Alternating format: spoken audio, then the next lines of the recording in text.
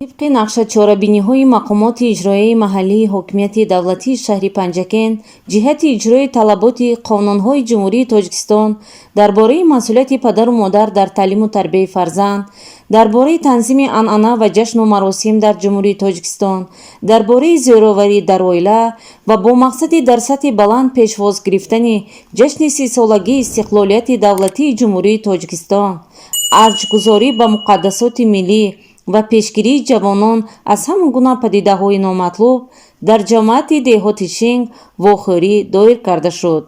در واخوری نماینده کمیته زنان و عائله نزد حکومت جمهوری تاجیکستان عظیم و محبوبه، مدیر شعبه رشد اجتماعی و رابطه با جامعه دستگاه رئیس شهر 207 سالشاه، حقوقشناس دولتی مرکز یاری حقوقی وزارت عدلیه جمهوری تاجیکستان دلفوزه عیسایeva، مدیر شعبه کار با زنان و عائله مقامات اجرایی محلی حاکمیت دولتی شهر پنجکن زمان و همزیره اشتراک و سخنرانی نمودند. چنین ملاقات و واخوری‌ها در جماعت‌های دهات و محله‌های شهر منتظم برگزار شده است که آن بهر بلند برداشتن معنویات حقوقی شهروندان مساعدت خواهد کرد.